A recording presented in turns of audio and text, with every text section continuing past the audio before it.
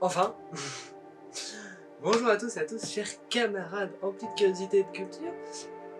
On se retrouve enfin pour ce nouvel épisode de 5 mois. Ouais, je sais, je suis à la bourre. J'en suis fier. Surtout que j'ai pas plus travaillé cet épisode comme les autres, hein, c'est juste que j'avais la flemme de tourner. Donc j'arrête d'avoir la flemme de tourner en général. Bref. On va parler peu, on va parler bien aujourd'hui. Je vais vous laisser un peu imaginer de l'œuvre qu'on va développer, vous expliquer. Fermez les yeux. Oui, allez-y, fermez les yeux. Bon, je sens que personne ne fera de toute façon. Hop, voilà. Là, vous avez les yeux fermés, vous cassez pas les pieds.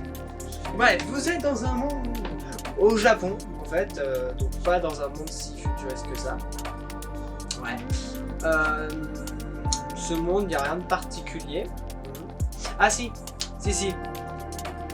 Les espions sont 4 fois pires. Mais quand je dis 4 fois pire, c'est 4 fois mieux en fait. Parce que les espions sont vraiment impactants et influents dans le monde. Et on va justement suivre une famille d'espions. Bref, je blablate, ouvrez les yeux. Chers camarades, accordez-moi quelques instants de votre vie. Je n'ai pas dit quelques minutes parce que sinon ça serait trop court. Pour parler de ce manga que je nommerai Mission Yozokura Family. À tous les coups, je l'ai mal prononcé. Pas grave.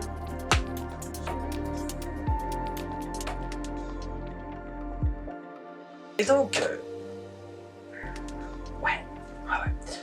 Qui est l'auteur? Parce que ça peut être intéressant, pour pas se tromper, je vais le lire. C'est tout simplement plus simple. Itsuchi Kondara. Itsuchi Kondara étant un peu un auteur inconnu un peu chez nous parce que il a fait que 3 œuvres publiées au Japon. Et il n'y en a qu'une seule sur les 3 qui est arrivée chez nous. C'est bien sûr Yozakura-san Shino Deisugen. J'espère l'avoir super bien dit du premier coup, pour une fois.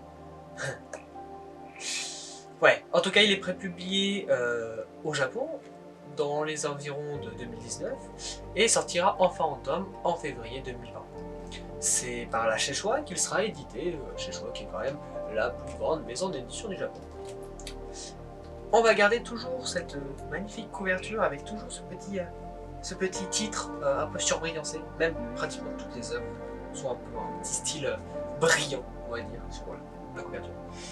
En tout cas, chez nous, en France, on attendra l'arrivée de ce manga environ dans le 5 mars 2021.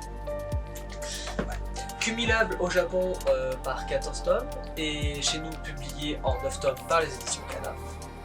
On attendra, aussi, on précise, mais métier de l'ombre, Frédéric Mallet, traducteur de cette œuvre, en français, japonais français, merci, toujours pratique. Toujours noté, les métiers de l'ombre. C'est important. Bref, le 10e tome sortira le 14 octobre 2022 au Japon. Alors, il a aussi été nommé pour la Tsugi ni Kuru Manga Taisho 2020. Taisho, ironique. Vous comprenez pourquoi. Plusieurs tomes sont trouvables en édition spéciale, comme la première édition en France, qui contient ce magnifique couvert, avec un truc pour faire des codes secrets. Car comme dit, les thèmes qui sont présentés sont un peu d'espions quoi. Classés comme genre d'action, comédie, romance, typé un peu shonen même totalement, il rejoint les thèmes de l'espionnage, de la famille et du mariage. Ce qui a le mérite d'être efficace quand même. J'aurais jamais pensé qu'on aurait pu mettre espionnage et famille. Ah si, monsieur et madame Smith. J'ai rien dit. Une chose est sûre, c'est que ils peuvent le dire, l'espionnage ils vont ensemble, c'est un peu la catchphrase. On va suivre donc l'histoire de notre jeune Taiyo. Pour ça j'ai dit Taisho, Taiyo. Faut que j'arrête. C'est pas mon métier, tant mieux. Taiyo est orphelin. Ouais. Bon, on pourrait dire qu'il a une timidité un peu maladive depuis la mort en fait de ses parents et de son frère aussi. Quand je vous dis maladive, c'est que nous on a peur de potentiellement parler en public ou devant une caméra ou d'autres peurs en lien avec ça. Par rapport à lui, c'est que On pourrait constituer la scène du style Hey, salut Tayo. Oh, je l'ai mis très bien Tayo quand il est timide en fait. C'est triste. En tout cas, une seule personne a aussi à lui parler. C'est Mutsumi Yosaku. Oh, j'allais bien sûr le couper celui-là. Comme ça. Mutsumi est la seule personne qui a aussi à lui parler. C'est son ami d'enfance, même sa meilleure amie. Et plus tard, même si c'est même pas une spoil, c'est sa femme en fait. Il va se marier dans les premières, même pas les premières, dans les quelques secondes du manga, il va se marier avec cette jeune femme. Parce que, au rebondissement d'aventure, hein, le grand frère de la famille Yosakura se voit être le meilleur espion au monde, avec un tendance à la perversion, envers sa sœur uniquement. Ouais, en fait, c'est lui le grand frère. Ça se voit que c'est un démon. Tu sens qu'il va aspirer ton âme. Calme-toi. C'est mon manga. Ah, bien sûr. Fallait le montrer. En tout cas, Mitsumi ici et Tayo ici, hein, il est stylé avec un flingue qui est beau. Ouais, j'aime bien ce personnage, j'ai pas grand chose à raconter, même si c'est pas mon préféré. Parce que oui, on a bien sûr plein de frères et sœurs, que je vais pas tous vous les présenter. Les voici. Ah, pas mal. Il y a le chien aussi, il est adorable. Les persos, j'adore lui. C'est le petit dernier. Il est adorable. Surtout quand il réfléchit. Je vais pas rentrer dans les détails. Bref, Tayo de sa maladie va guérir. Il va surtout devenir en fait le mari de la chef de la meilleure famille d'espions. Ouais, rien que ça. Premièrement pour échapper à son frère qui voulait le buter à la base, mais bon, faut contrebalancer. Mais petit à petit, on va découvrir tout le rapport au lien qu'ont les Yosakura dans le monde de l'espionnage. Parce que c'est pas uniquement la plus grande famille et la plus puissante, parce que déjà faut toujours un truc de puissance, on va dire. Mais deuxièmement, l'histoire remonte à loin et surtout leur sang révèle quelque chose de secret. Car oui, notre Shun Mutsumi est la seule à ne pas avoir, on va dire, de capacité dans la famille. Pour la simple et bonne raison que c'est la seule qui naît normale, entre guillemets. Et c'est la seule qui peut devenir chef. Justement pour pas avoir un conflit de pouvoir. Souvent c'est pratiquement que des femmes en fait, on remarque. Sa mère était pareille, sa grand-mère était pareille. Et donc c'est elle qui gère les Yosakura. Qui, tout le reste, ont des habilités mais overcheatées. Parce que leur sang, qui est le sang du Surlésien directement, hein, leur donne des capacités surnaturelles. Dans la plus simplicité. Et sans trop spoil. Faudrait que je sache si vous voulez que je fasse une partie spoil à chaque fois des trucs. Bref, moi je vais en finir par le fait que c'est trop bien. Moi je veux un animé dessus, hein. Je suis peu moins friand des animés que des mangas, surtout récemment, même si la saison 4 d'Overlord est géniale. Mais pour le coup, ça a le mérite d'être très efficace. On s'ennuie pas spécialement. Les premiers tomes ne révèlent pas grand chose à l'histoire, on suit principalement l'entraînement de Tayo, mais on suit quelque chose de pur. On suit vraiment une évolution pure. Et Tayo n'est pas né dans le monde des espions, va vite se faire embarquer. Malgré que le tweet spoiler, c'est que la famille de Tayo n'est pas morte par hasard, bien sûr. J'en dis pas plus, vous en doutez, ça a un rapport avec tout ce bordel. Tayo va continuer à chérir sa femme, et sera plutôt même un bon mari, enfin un peu niais et un peu débile, mais bon c'est adorable.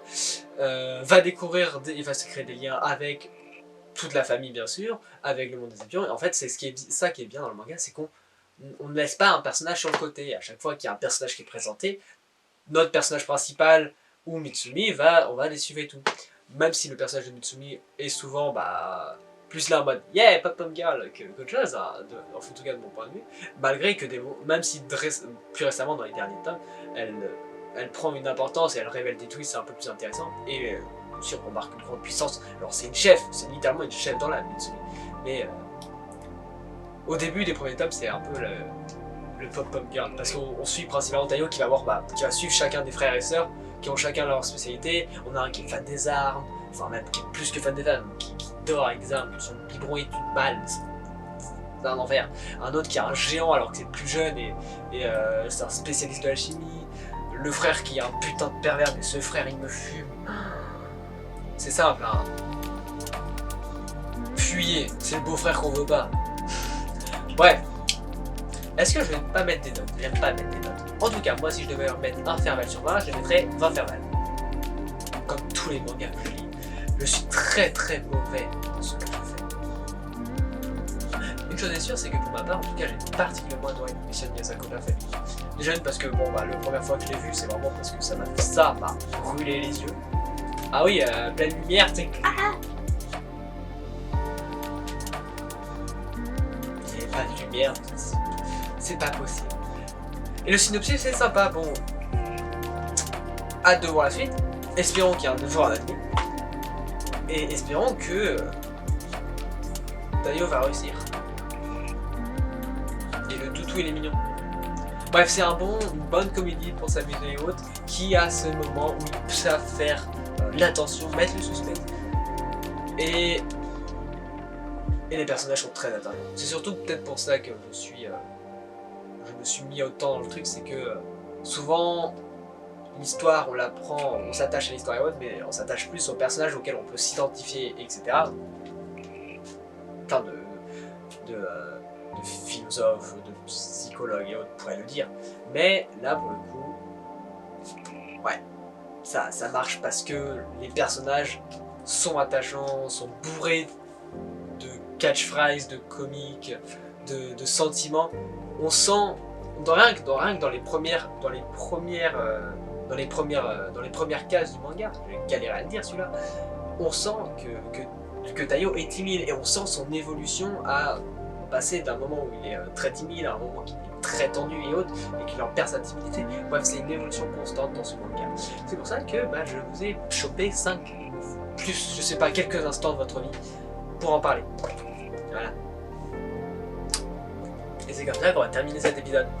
Le prochain, je ne sais pas quand est-ce qu'il sortira, je ne sais pas comment il sortira. En tout cas, je vous conseille fortement de lire Mission Miyazaki, de vous abonner aussi sur le manga, de lâcher, je sais pas quoi, blablabla, de répondre en commentaire si vous l'avez déjà lu ou qu'est-ce que vous en pensez, parce que c'est plus intéressant peut-être de savoir si vous l'avez déjà lu. Et sinon, est-ce que cela peut vous intéresser. Et aussi, vous allez voir les autres épisodes qui ont été moins fait à l'arrache, peut-être, pas forcément, je sais.